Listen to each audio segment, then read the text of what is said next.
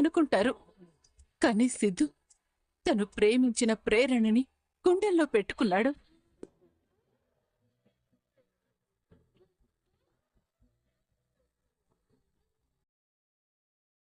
ప్రేమించాడా ప్రాణంగా. నిజం చెప్పాలంటే ప్రాణం కంటే ఎక్కువగా ప్రేమించాడు. ఈ విషయం నాకెందుకు చెప్పలేదు? చాలాసార్లు నీకు తన మనసులో మాట చెప్పాలనుకున్నాడు, కానీ చెప్పలేకపోయాడు. ఎక్కడికి తీసుకువెళ్తున్నావు? ఇదిగో, ఈ పువ్వును చూస్తే నీకేమనిపిస్తుంది? నీకెవరంటే ఇష్టం? ఆ రోజు నువ్వు సిద్ధు దగ్గర నుంచి వచ్చినప్పుడు సిద్ధు ఏం చెప్పాడు అని గుచ్చి గుచ్చి అడిగావు కదా. సిద్ధు తన మనసులో మాట నీకు చెప్పాడా? అమ్మా, నా గురించి నీతో ఏం చెప్పాడు?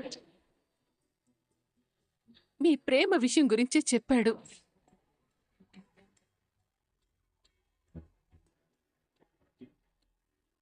నువ్వు ఏ విషయం చెప్పలేదని నేరుగా సిద్ధు బాబుని అడుగుదామని ఫోన్ చేస్తే ఆ విజయానంద్ ఫోన్ మాట్లాడి నీ కూతుర్ని హద్దుల్లో పెట్టుకో అది ఇది అని ఏదేదో మాట్లాడాడు. మంజు మొదటి నుంచి చెప్తూనే ఉంది, ఆ ప్రేరణ వెనక తిరక్కురా. ఆ ప్రేమ విషయం ప్రేరణ కంటే ముందు ఆంటీకే తెలుసు. ఇవేవీ తెలియని నువ్వు సిద్ధుబాబు గురించి తప్పుగా మాట్లాడుతుంటే తట్టుకోలేకపోతున్నానే. మీరిద్దరూ ఆడపిల్లలున్నా నాకు కొడుకు లేని లోటు తీరింది సిద్ధుబాబు వల్లే. అవును ప్రేరణ, ఒక అత్త తన అల్లుడు గురించి ఎలా చెప్పిందంటే అతనంత గొప్పోడు ఎవరూ ఉండరు. మన కోసం, మన కుటుంబం కోసం ఎన్ని త్యాగాలు చేశాడో నీకు తెలుసు కదా. నువ్వు కళ్ళారా చూసావు కదా. ఇప్పుడు చెప్పు, అంతగా ప్రేమించిన వాడు కొంచెం కోపడ్డంలో తప్పుందా? మనకి మాత్రం ఎవరున్నారే? వాళ్ళ మొక్కతే కదా. అలాంటి అమ్మ బాధపడేసరికి, అలాంటి అమ్మ దూరం పెట్టేసరికి ఎవరికైనా కోపం వస్తుంది. అది కూడా బాధల నుంచి పుడుతుంది. అలాంటప్పుడు మనమే దగ్గరికి తీసుకోవాలి. ప్రేమగా, లాలనగా తన మనసుకైన గాయానికి మందు రాయాలి. చూడు ప్రేరణ, ప్రేమించిన వాడు భర్తగా వస్తే అంతకు మించిన అదృష్టం ఏదే ఉండదు. తన ప్రేమని అర్థం చేసుకో. ఆ అదృష్టాన్ని నువ్వు జీవితాంతం నిలబెట్టుకో. మీరిద్దరూ సంతోషంగా ఉండడమే నాకు కావాలి. ఈ అమ్మ మాటని నమ్ముతావు కదా?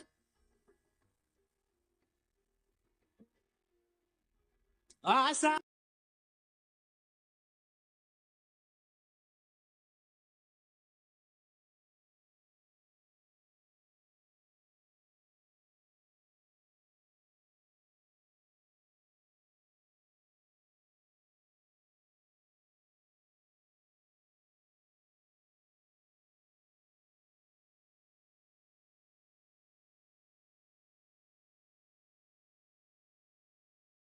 నేను నిన్ను నమ్మి నీకు ఒక మాట చెప్పాను. మా నాన్నని చంపి మా అమ్మని పెళ్లి చేసుకున్నాను.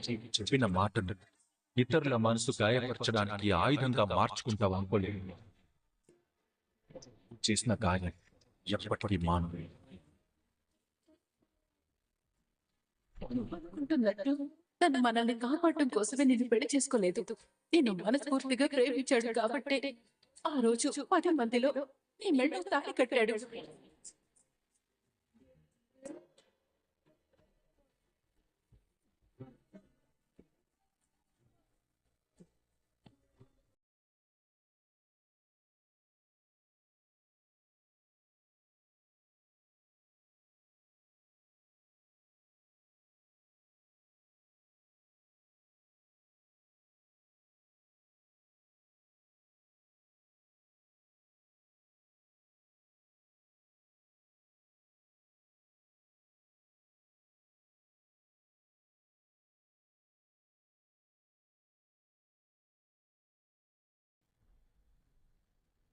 కారాపండి.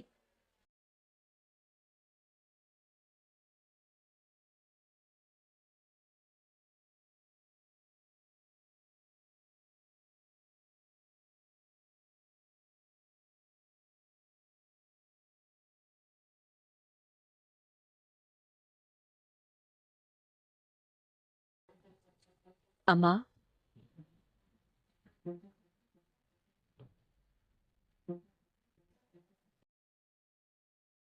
చూస్తే నాకు చాలా గర్వంగా ఉంది. నువ్వు నిలబెట్టింది తన పరువుని కాదు, తన జీవితాన్ని. ఏదో పరధ్యానంలో ఉన్నావు, ఇలా నడురోడ్డు మీద కూర్చున్నావేంటమ్మా? ఆ దైవ సంకల్పమో ఏమో, నేను నీకోసమే వస్తున్నాను. అవునమ్మా, మీ ఇద్దరికీ మొన్ననే కదా పెళ్ళయింది. అక్షింతలు వేశాను, ఆశీర్వదించాను.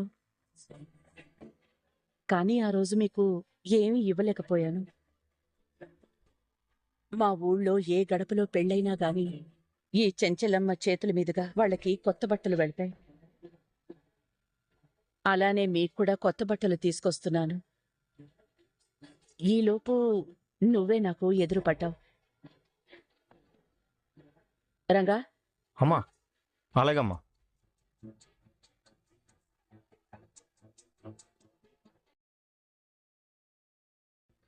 ఇవిగో అమ్మా. తీసుకో అమ్మా.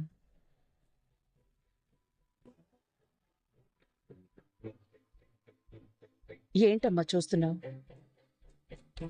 తీసుకో. ఇప్పుడు ఇవి తీసుకునే పరిస్థితిలో నేను లేనమ్మా. వాటి అవసరం కూడా నాకు లేదు.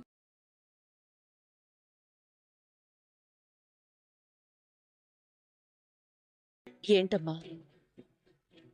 చెప్పు తల్లి, ఏమైంది? ఏదైనా సమస్య? అనుకున్నాను, కొత్తగా పెళ్ళైన దానివి జంటగా కాకుండా ఒంటరిగా నడుస్తున్నప్పుడే ఏదో జరిగిందని నా మనసు కనిపించింది.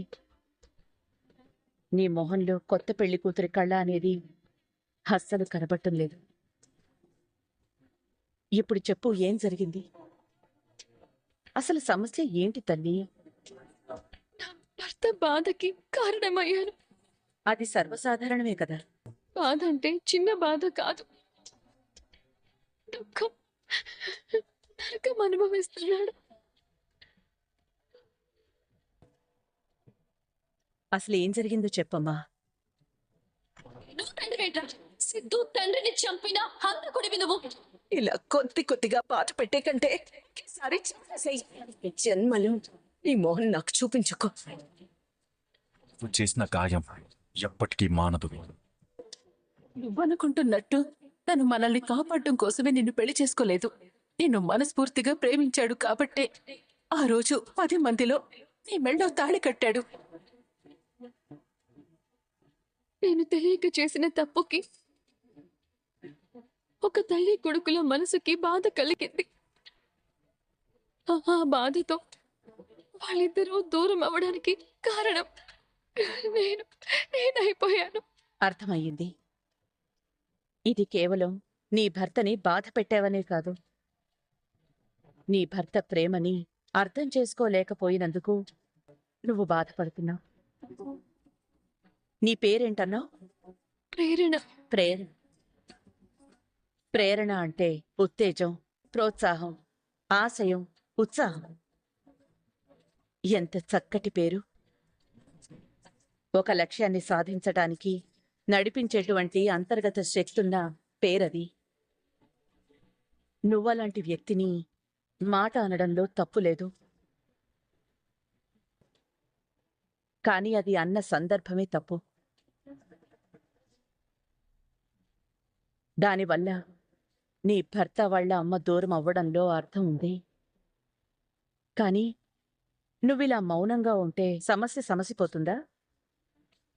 తప్పు నువ్వు చేశానని కూర్చుంటే వాళ్ల మనసుకైన గాయానికి మందు రాసేదెవరు? అది నువ్వే కావాలి.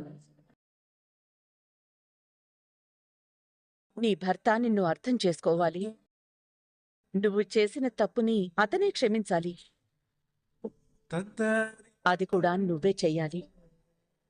కానీ నేనేం చేయగలనమ్మా? నేను నిజం తెలుసుకునేసరికి పరిస్థితులు నాకు దూరం అయిపోయాయి. అమ్మా, నిజంగా నేను తప్పు చేశానా? నువ్వు మీ అమ్మ గురించి తప్పుగా మాట్లాడావని ఆవేశపడ్డావు.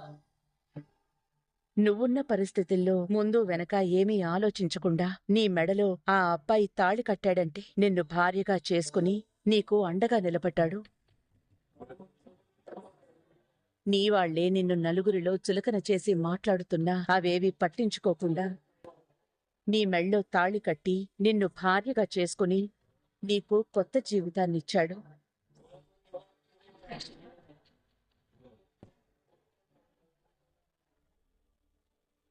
ఆ సీతారాముల కళ్యాణం సాక్షిగా నేను ప్రేరణని పెళ్లి చేసుకున్నాను. ఇప్పుడు తను ఈ సిద్ధు భార్య. ఆ మనిషిని నువ్వు ఇంత బాధ పెట్టావు. తెలిసి చేసినా తెలియక చేసినా వాళ్ళని నువ్వు బాధ పెట్టావు. ఆ బాధలో నుంచి బయటికి తీసుకురావాల్సింది కూడా నువ్వే. ఆ అవకాశం నీకే ఉంది. కానీ ఆయన నాతో మాట్లాడడానికి కూడా ఇష్టపడడం లేదు. నన్ను దూరం పెడుతున్నాడు. నేను ఇంకేం చేయనమ్మా? నువ్వు వదులుకోకు. నీ మీద అతనికి కోపం ఉంది. ఆ కోపాన్ని దూరం చెయ్యి. ఆ కోపం మాటున దాగి ఉన్న ప్రేమ కూడా కనిపిస్తుంది. అతనికి నీ మీద విపరీతమైన గౌరవం ఉంది, ప్రేమ ఉంది. దానికి మించి నిన్ను గుండెల్లో పెట్టుకుని చూసుకునే అంత ఆప్యాయతుంది. ఇప్పుడు నీ మీద కోపంగా ఉన్నా అది కరిగేలా నువ్వే చేసుకోవాలి. కానీ నేను ఇవన్నీ చేయలేనంత దూరం చేసుకున్నానమ్మా. చూడమ్మా, దూరం అనేది సమస్య కాదు. కాలం కరుగుతున్నంతసేపు దూరాలు దగ్గరవుతాయి, భారాలు బంధాలవుతాయి. ఇప్పుడు మీ మధ్య దూరం రావడానికి కారణం పెళ్లి కాకుండానే నీకు తన జీవిత రహస్యాన్ని చెప్పుకుని ఆ అబ్బాయి బాధపడ్డాడు. ఆ రహస్యాన్ని నువ్వు తొందరపాటులో ఆయుధంగా చేసుకున్నావు. ఆ ఆయుధంతో అతని మనసుకి గాయం చేశావు. ఇప్పుడు అదే ఆయుధాన్ని వాడి అతని మనసుకైన గాయాన్ని నయం చెయ్యి. పోగొట్టుకున్న చోటే తిరిగి దక్కించుకోవాలి. ఇప్పుడు నాకు మాట్లాడే అవకాశం కూడా ఇవ్వడం లేదు. నేను ఎదురుపడిన ప్రతిసారి నేను మాట్లాడిన మాటే గుర్తుకొస్తోంది. అలా అని నువ్వు ఏమీ చెయ్యకుండా నీలో నువ్వే బాధపడుతూ కూర్చుంటే ఆ దూరం దగ్గరయ్యేదెప్పుడు? జరగాల్సింది జరక్క మానదు. అలానే ఆ తల్లి కొడుకులిద్దరూ దూరం అవ్వాలని రాసుంది, దూరం అయిపోయారు. కాని మనం చేయాల్సింది మనం చేయాలి కదా. నువ్వు ముందడుగు వేయి, కదులు, ధైర్యంతో ముందుకెళ్ళు. అంతేగాని బాధపడుతూ కూర్చుంటే ఏమీ జరగదు. గుండెల నిండా ధైర్యం నింపుకుని ఆ దైవాన్ని తలుచుకుని ఒక్క అడుగు ముందుకేస్తే చాలు. అతను ఖచ్చితంగా నిన్నర్థం చేసుకుంటాడు. నీకోసం ప్రాణాలిచ్చినవాడు, నీ పరువు కోసం నీ మెళ్ళో పసుపుతాడు కట్టినవాడు. నువ్వు ప్రయత్నిస్తే ఖచ్చితంగా మారతాడు తల్లి. ఒక్కటి గుర్తుపెట్టుకో, ఈ జీవిత ప్రయాణం చాలా చిన్నది. అందులో ఆనందాన్ని వెతుక్కోవాలే గాని గతాన్ని తవ్వుకుంటూ బాధల్ని దిగమిగుకుంటూ బ్రతకూడదు. నీకు ఎక్కడ ఆనందం దొరుకుతుందో, ఎక్కడ ప్రేమ దొరుకుతుందో అక్కడికే వెళ్ళు. నీ చుట్టూ ఉన్నవాళ్లని ఆనందంగా ఉండేలా చూడు. అలా అని అందరినీ నమ్మకూడదు. దుర్మార్గులు కూడా నీ చుట్టూ ఉండొచ్చు.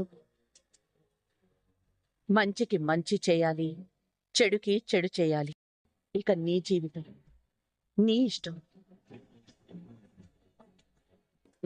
అమ్మా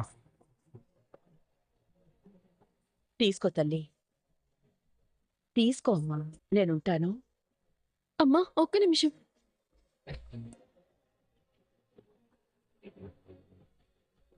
బాధలో బ్రతుకుతున్న నాకు ఒక ధైర్యాన్ని అస్త్రంగా ఇచ్చారు. దేవతల దారి చూపించారు. నేను నా విషయంలో గెలవాలని నన్ను ఆశీర్వదించండమ్మా. నీకంతా మంచే జరుగుతుందమ్మా. జాగ్రత్త, వెళ్ళొస్తా. నాన్న చూసావా అమ్మ ఎలా అయిపోయిందో? అన్నయ్య ఇలా చేస్తాడని అస్సలు ఊహించలేదు. కనీసం ఒక్క మాట అయినా చెప్పాలి కదా. మీ అమ్మ బాధపడుతుంది దాని గురించి మాత్రమే కాదమ్మా. అక్కడ నన్ను వాళ్ళు చాలా మాట్లాడినారు. అది అది మీ అమ్మ తట్టుకోలేకపోతుంది. సిద్ధుని మాతో రమ్మంటే ఏమన్నాడు తెలుసా? ప్రేరణ వదిలి రాను అన్నాడు.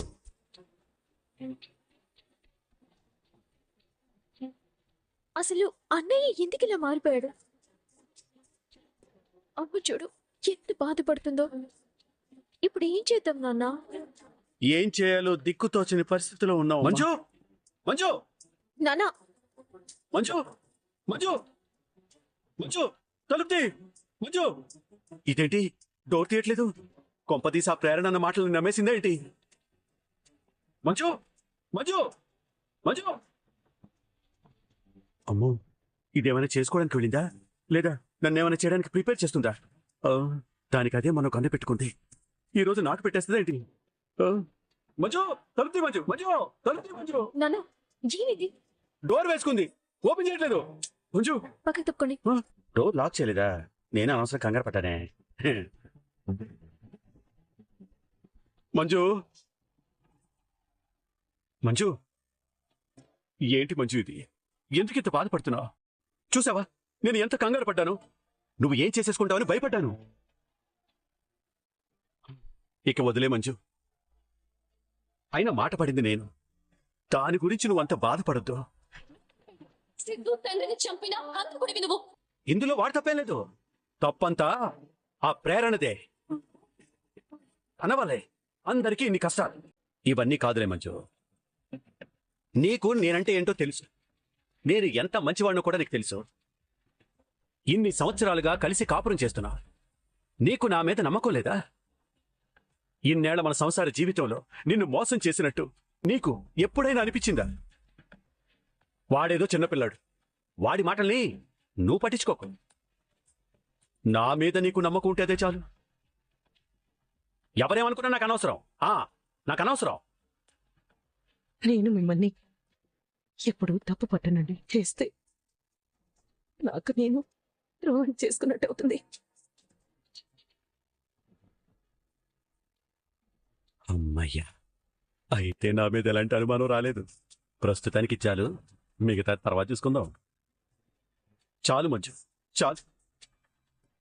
నీకు నా మీద ఆ మాత్రం నమ్మకుంటే చాలు. నువ్వు ఎక్కువగా ఆలోచించి నీ మనసు పాడు చేసుకో. సాయితే ఎవరో? ఓ, మీ ఫ్రెండా? మరి ఎక్కడేంటి ఎలా కూర్చుంది? గొడవ పడ్డారా? అర్థమైంది. అయినా ఎంత గొడవ పడితే మాత్రం ఫ్రెండ్ని ఇలా మెట్ల మీద కూర్చోబెట్టేస్తావా? తప్పు కదూ. లోపలికి పిలవాలి కదా. ఏమనుకోవద్దమ్మా, సాయితే ఎప్పుడు ఇంతే. రామ్మా, నువ్వు లోపలికి రా.